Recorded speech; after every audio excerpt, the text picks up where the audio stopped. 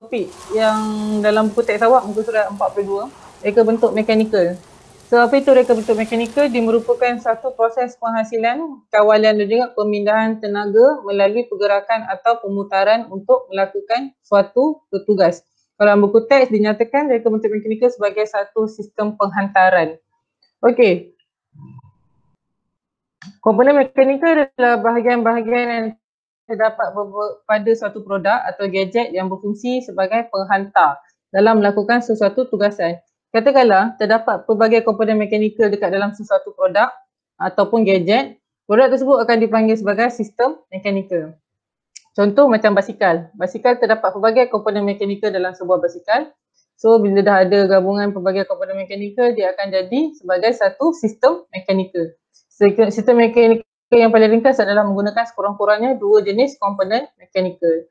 So ada beberapa jenis komponen mekanikal, ada 11 jenis komponen mekanikal, kita boleh tengok nanti. So komponen mekanikal ada 11 jenis, dia bermula dengan gear, pautan, tuil atau tuas, takal, tali sawat, aci sesondol, aci engkol dan juga gelongsor, serta galas berbola, bindu dan juga rantai. So kita akan tengok satu-satu. Okey, ini gear. Gear ada banyak jenis. So apa itu gear? Gear digunakan untuk memindahkan kuasa daripada gear lah. So biasanya pemasangan gear akan lebih daripada satu gear. Jadi dia akan berlaku pemindahan kuasa kat situ.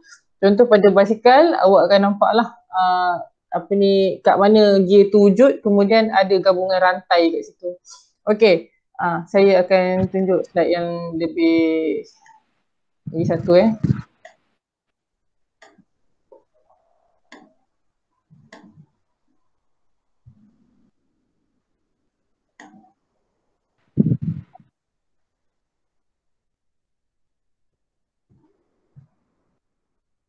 Okey, ni gear. Biasa tengok kan? Awak buka je lah mic. Ya. Okey, ni gear So gear boleh tengok gear bukan saja pada basikal, boleh tengok dekat jam, boleh tengok jam awak. Okey, gear ada berbagai jenis gear. Kalau awak tengok buku teks ada 10 jenis gear. So gear serong, gear taji, gear helix, gear tulang herring, gear rak dan pinan, gear meter, gear screw, gear dalam dan juga gear belitan. Okey, kita akan tengok seterusnya. Ini adalah gear serong. So gear serong ni digunakan untuk memindahkan tenaga daripada satu aci ke satu aci yang lain dengan bersudut 90 darjah. Ni gear serong. Okey, so pergerakan dia macam itulah. Dia kedudukan dia 90 degree. Okey, seterusnya gear ni kat sinilah penggunaan gear serong. Guru di tangan Okey. Kita tengok yang seterusnya. Gear taji, ni gear taji. Kemudian gear taji digunakan pada mesin getah tangan dan juga jam tangan awak. Okey. Seterusnya gear helix. Okey, ni gear helix. Nampak pergerakan dia. Pemindahan kuasa berlaku kat situ daripada gear pertama kepada gear kedua. Okey, digunakan dalam pelbagai produk. Ni gear tulang herring. Nampak tak kedudukan dia agak macam bentuk V? So sebab tu kita panggil gear tulang ikan lah. Okey, seterusnya ni gear rak dan pinan. Dia bergerak secara linear. Okey, gear rak dan pinan. Dia biasanya pada auto gate. Kat rumah kalau pakai pagar yang auto tu, dia pakai gear rak dan pinan. Nampak pergerakan ni.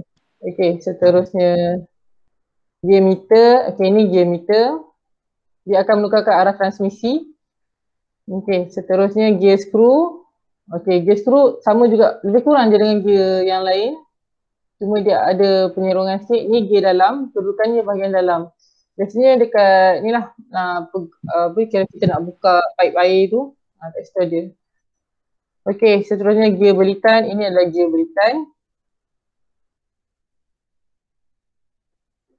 Dia berikan pada spana boleh laras. Jadi kalau kat rumah ada, mak ayah panggil spana hidup. So inilah dia spana boleh laras dan juga ada penyisa air batu. Okey, pautan dengan linkage dalam buku teks awak ada kan?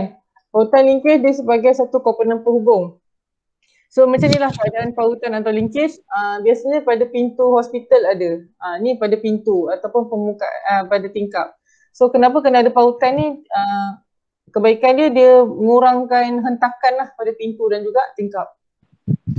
Okay. Seterusnya, kuil atau tuas ada 3 kelas. Kelas yang pertama, kedua dan ketiga.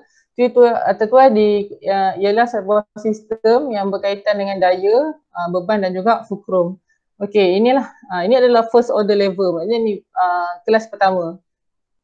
Okey, kemudian ini adalah kelas yang kedua, ni kelas kedua, ni kelas yang ketiga. So beza dia, ni fulcrum, F ni fulcrum di tengah, yang ni second order fulcrum di bahagian hujung, ini third order fulcrum di bahagian hujung juga, tapi sebelah dia adalah effort. Effort load. So beza kat sini fulcrum, load kat beban kat tengah, ni effort kat ujung. So apa beza? Tengok fulcrum bila kita letak dekat tengah, awak boleh tarik dengan menggunakan effort awak tarik saja. Kalau macam wheelbarrow ataupun kereta sorong, fulcrum kat depan awak tolak je. Kalau menggunakan third order human arm, dia akan angkat. Okey. Seterusnya, takal ataupun puli ialah mesin ringkas yang terdiri daripada satu roda, dia berputar pada ganda. So yang ni perigi. Pernah tengok perigi? Seorang tarik air tu kan buat keluar. Ataupun ada flying fox atau abseiling, rock climbing semua menggunakan puli lah. Yang ni dia memudahkan kerja-kerja mengangkat beban yang sangat berat. So kat situ uncle ni dia tarik je. Kalau angkat agak kita boleh sakit belakang kan. So dia guna takal yang lebih mudah. Okey, tali sawat atau belting digunakan untuk menghubungkan takal pemacu dan juga dipasang pada enjin atau motor elektrik dengan takal dipacu. Biasanya ada pada motor besar. Dia menghubungkan lah. So belting ni kalau motor dia gerak dah kilometer dah tinggi, biasanya orang yang naik motor dia kena check belting ni. Ni motor besar lah. Kalau belting ni tidak diperiksa, masalah dia akan putus ketika kelajuan melebihi yang sepatutnya lah. Biasanya kelajuan kalau motor besar ni 180 km sejam. So kalau dah bawa laju, dia akan putus.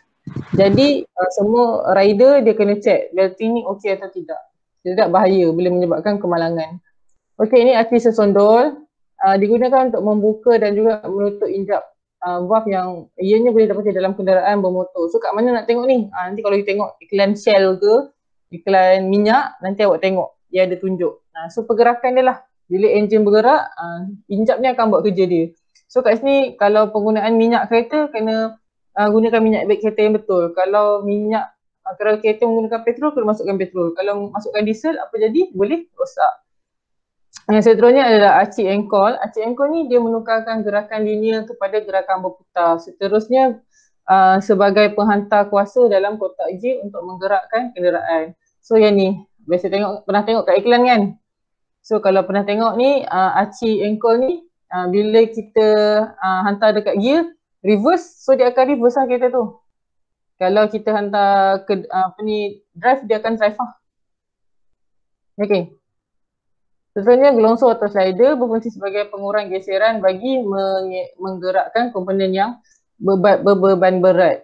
Biasanya digerakkan secara mendatar. Okey. Yang ni pernah tengok, ini adalah pintu dekat mall lah. Dia pakai sensor, so dia auto buka, auto tutup. Kalau dekat rumah ada juga, tapi dia cakap manual. Okey. Okey, cikgu. Ni ball bearing. Ball bearing biasanya fidget spinner tu ada ball bearing. Digunakan sebagai pengantara bagi objek yang berputar untuk mengurangkan geseran dan juga melancarkan pergerakan.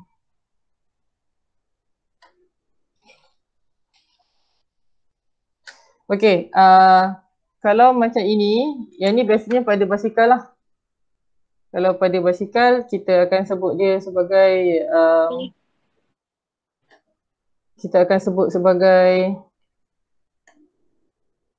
biasa orang budak lelaki panggil ball bearing, dia panggil galas berbola lah. Dia mengurangkan geseran pada roda, pada handle dan juga itulah, itu je dua tu. Okey, seterusnya. Bindu atau cak. Okey, bindu atau cak digunakan bersama-sama mesin gerudi untuk memegang dan juga mencengkam mata gerudi. So bindu dengan cak biasanya kena check betul-betul. Dia tak boleh bindu atau cak ni dia tak boleh apa kita panggil tak tidak apa kita panggil dia tak boleh longgar, dia kena ketat. Kalau tak nanti masa gerudi tu akan ada problem lain. Boleh menyebabkan kecederaan lah. Okey, seterusnya rantai atau chain berfungsi sebagai pengantara bagi penghantaran kuasa antara dua gear. So yang ni rantai atau chain biasanya dua gear ni terdapat pada basikal kan. So awak ni kita budak lelaki panggil sprocket. Biasanya pelajar panggil sprocket. So awak akan kayuh basikal awak. So apa yang berlaku ada transmisi kat sini lah, transmisi kuasa melalui rantai ni. Bila awak kayuh barulah ada pergerakan depan dengan belakang. Okey, ni rantai basikal. Okey, seterusnya menjelaskan bagaimana sistem mekanikal berfungsi pada produk yang dipilih. So, gabungan komponen mekanikal yang mempunyai pelbagai fungsi terdapat dalam satu produk mekanikal apabila diberi arahan atau gerakan sistem mekanikal akan menggerakkan keseluruhan produk tersebut untuk melakukan tugas tertentu. So, ada input, ada proses, ada output. Okey, kita akan tengok produk dia. Contoh dia basikal Ada basikal kan? So, boleh tengok basikal. Okey, basikal dekat semua part basikal ni boleh dikatakan ada komponen mekanikal. Okey.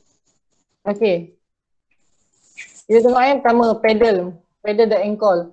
So apa yang kat situ, gear dipacu bersambung dengan gear pemacu menggunakan rantai. So ada komponen mekanikal rantai kat situ. Maka berlaku pergerakan pada tayar belakang yang akan menggerakkan basikal. Output dia tayar belakang pusing menggerakkan basikal. Bila kita gear kat sini, awak kayuh awak punya pedal ni, awak tekan pedal, dia akan berlakulah transmisi kuasa kat situ. Gegalas pada tayar membantu mengurangkan geseran. Gegalas berbola tu pada tayar akan mengurangkan geseran pada tayar. Okey, seterusnya kita akan tengok contoh lain, monopod. Monopod menggunakan konsep pautan. So ada gelongsor kat situ. Gelongsor tarik, kemudian ada pautan kat situ. Okey. Gelongsor yang terdapat pada bahagian batang dan juga pautan pada bahagian pemegang. So gelongsor pada bahagian batang monopod boleh digerakkan dan juga turun dan naik untuk dipanjangkan bahagian tersebut. Berpaut antara satu sama lain dan bahagian pemegang telefon diletakkan. Selain pada tu, batang monopod juga boleh bergerak ke atas, ke bawah, dipendek atau dipanjangkan bahagian pautan pedal ataupun pedal memegang telefon. Gelongsor mengurangkan geseran bergerakan dua bahagian rod yang mempunyai saiz. So awak boleh tarik, awak boleh pendekkan. Okey. Bila awak masukkan satu produk 3D, awak kena fikirkan idea dan juga cita rasa kehendak pengguna. So ini in the future lah kalau nak buat produk. Untuk penghasilan dia biasanya kita kena memikirkan masalah yang ada. So awak kena menghasilkan satu produk yang ada kena-mengena dengan kehendak pengguna. Semasa membuat lakaran, elemen dan prinsip reka bentuk dia ambil kira untuk memastikan gadget tersebut memenuhi kehendak pengguna. Kalau fungsi utama mestilah dikekalkan, awak tak boleh tukar fungsi tu. Okey. So kita nak buat satu lakaran 3D. Ni contohlah lakaran 3D, kita nak buat macam mana.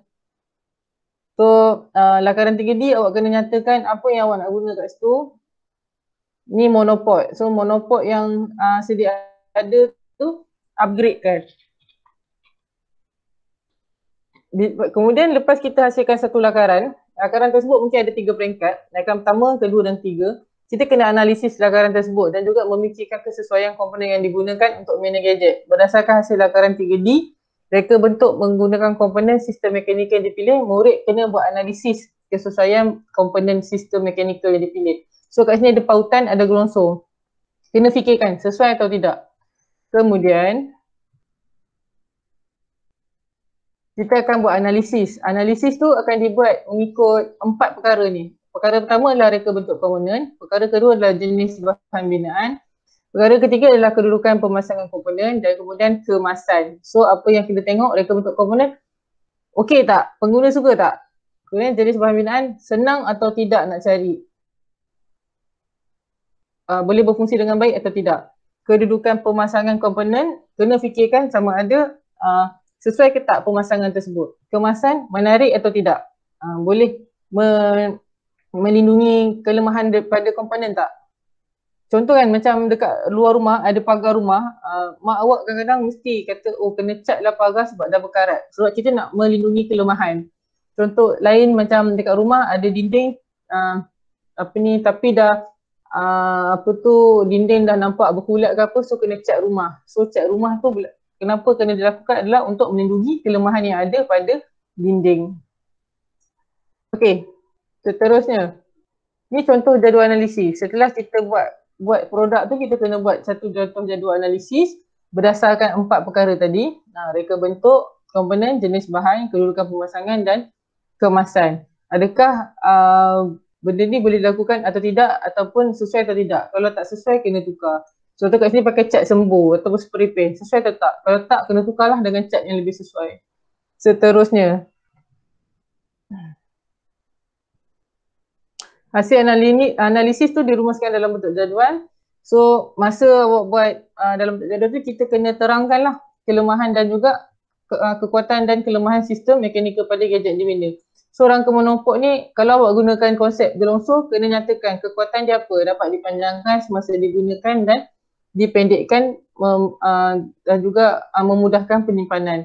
Kelemahan tidak boleh terlalu panjang akan menyebabkan sukar menampung beban telefon. So pemegang telefon tu menggunakan konsep pautan, dapat memegang telefon dengan lebih kuat dan tahan lasak jika jatuh. Terhad kepada beberapa saiz ukuran telefon sahaja. Itulah kelemahan dia. So kena nyatakan kat situ. So setelah awak nyatakan dalam bentuk jadual, awak bolehlah membina gadget tersebut.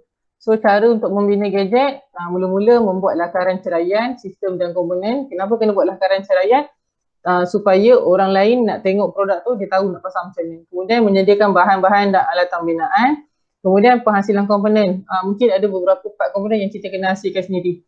Kemudian pasang komponen, seterusnya uji, kemudian buat kemasan. Okey, dah settle semua ni, barulah produk tu dikira siap.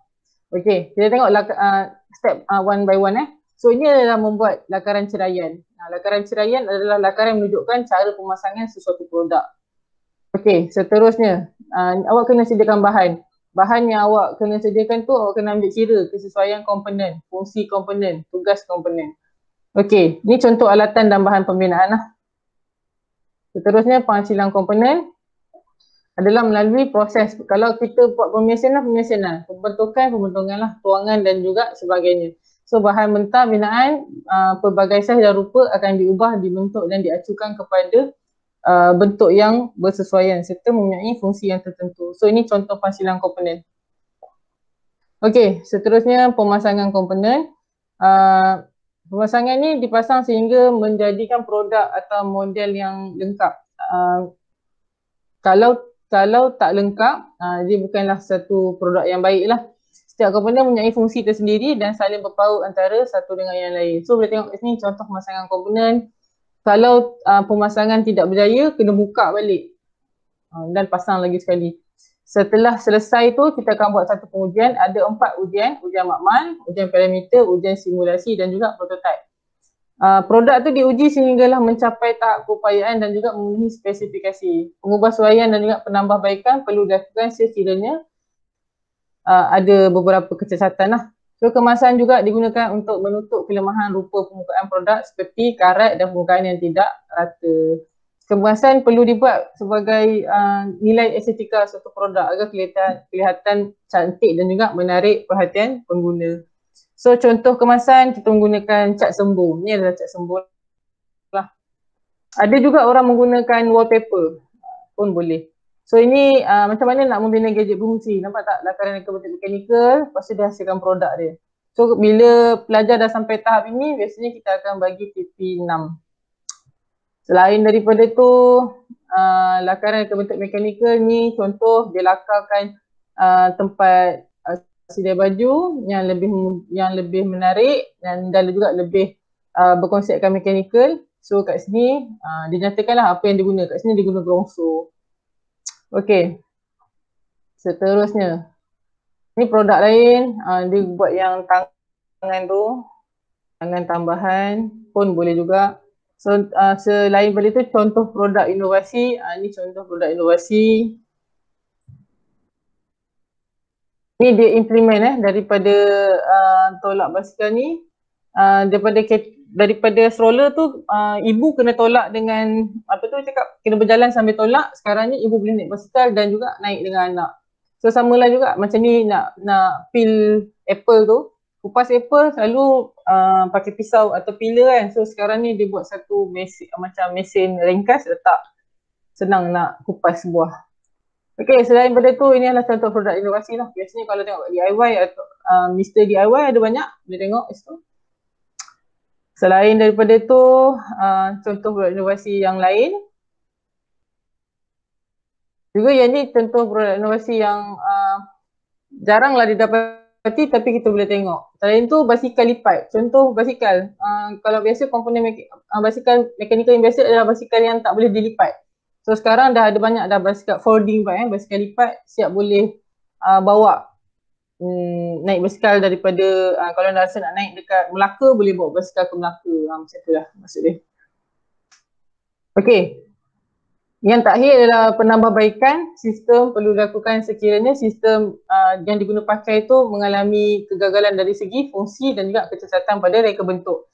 So kegagalan fungsi dan kecacatan reka bentuk boleh menyebabkan produk tersebut tidak dapat beroperasi seperti yang sepatutnya dan mungkin menyebabkan risiko kemalangan.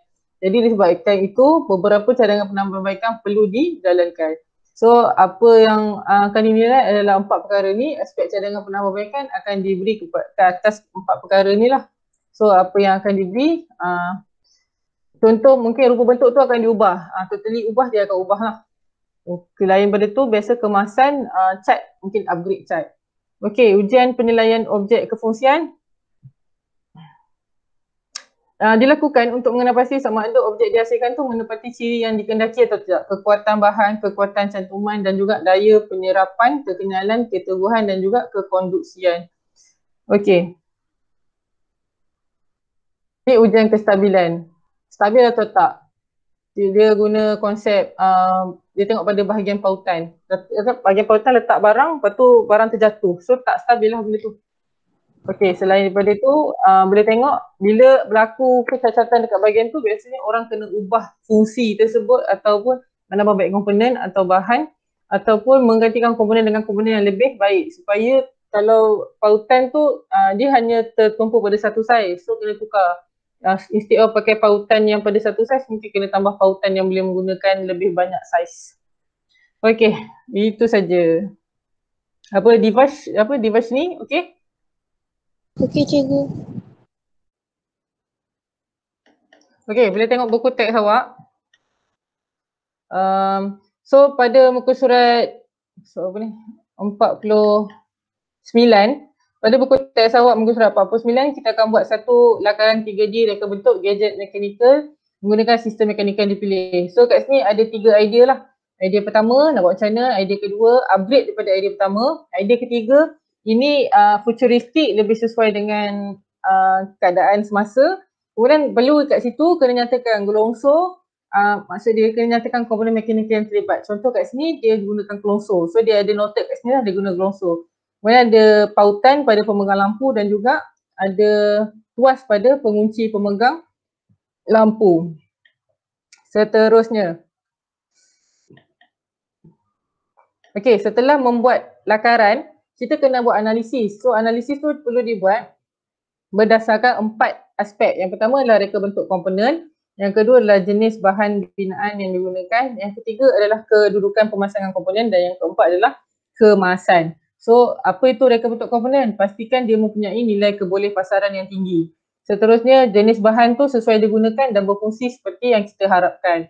Kedudukan pemasangan perlulah baik. Kalau ada lampu basikal, kalau zaman dulu lampu basikal letak dekat tayar, problem dia bila berlaku tayar tu tidak berfungsi pada waktu malam, orang penunggang basikal perlu memberhentikan basikal kat tepi jalan dan juga membetulkan lampu tersebut. Okey, sekarang lampu basikal dia letak dekat handle supaya penunggang basikal tidak perlu berhenti tepi jalan untuk membetulkan lampu seandainya lampu tu rosak. So kenapa macam tu? supaya kalau malam-malam ni bahaya, kita tak tahu ada apa. Kadang-kadang tengah betul-betulkan lampu basikal, tiba-tiba ada orang cuit belakang. Itu bahaya. Okey, seterusnya kedudukan kemasan. Kemasan juga perlulah menarik dan juga dapat melindungi kelemahan yang ada pada komponen. Contoh kalau bahan mudah berkarat, so kita kena buat kemasan cat pada bahan tersebut. Cat sembur, cat minyak, leka ataupun stiker supaya pengaratan berlaku tu dapat dikurangkan. Okey, setelah memahami 4 perkara yang perlu dianalisis, awak akan buat satu jadual. Dalam jadual tu kriteria penilaian awak adalah 4 perkara tadi tu. Reka bentuk komponen, jenis bahan, kedudukan pemasangan dan juga kemasan. Kalau tak ada ke semua bahan ni, kriteria ni tak ada, tak melengkapi, awak kena buat satu cadangan penambahbaikan. Cadangan penambahbaikan tersebut hendaklah lebih baik daripada yang asal. Okey, kemudian kita akan buat rumusan. Awak akan nyatakanlah rumusan graduate komponen mekanikal yang digunakan. So kat sini macam tadi digunakan pemegang lampu guna pautan. So kena bagi tahu kekuatan dan kelemahan. Pengunci pemegang lampu guna tuas. Badan lampu menggunakan longsor. So kena nyatakan kekuatan dan kelemahan. Okey, seterusnya ketika pembangunan pembinaan gadget mekanikal, ini adalah beberapa perkara yang perlu dititik beratkan. Seterusnya, okey, ni boleh baca nanti.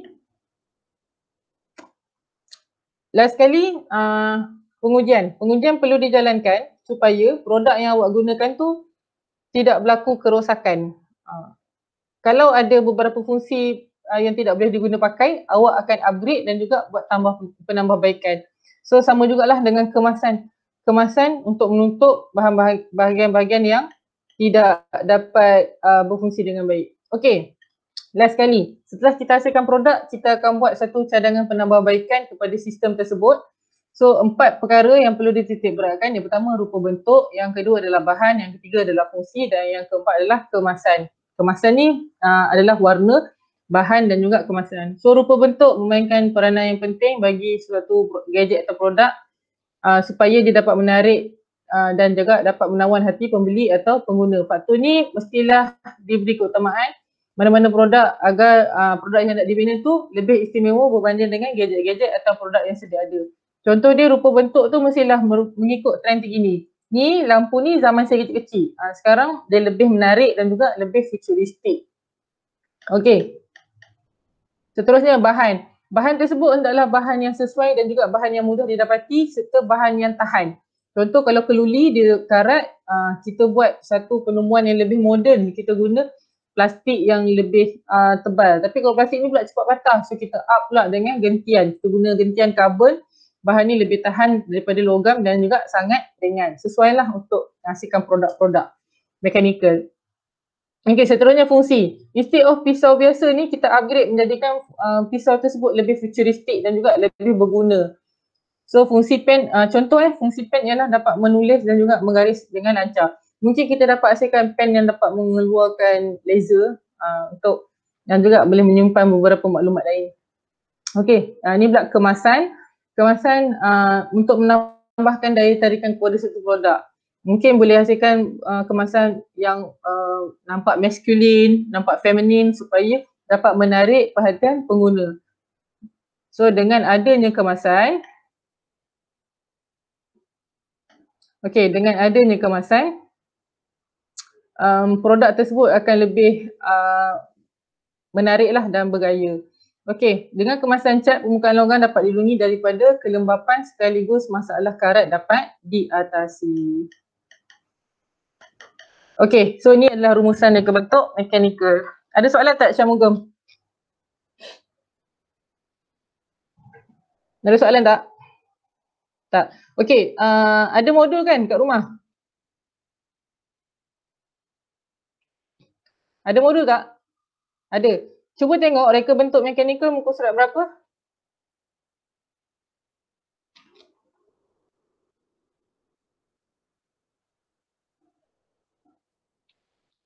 Muka surat berapa tu?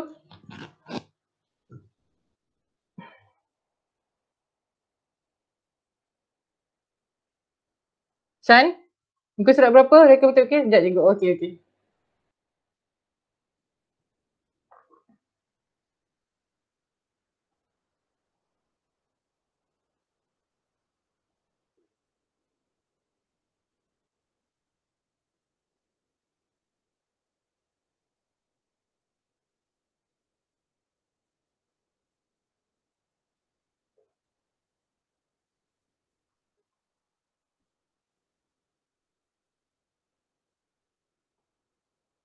12 sampai?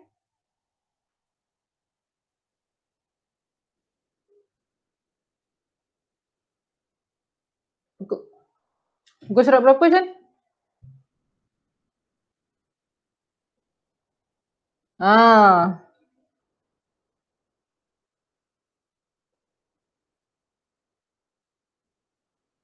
Muka surat 16. Oh 12 sampai 16 eh? Okey, nanti siapkan muka surat 12 sehingga 16 untuk reka bentuk mekanikal, okey? Okay, thank you.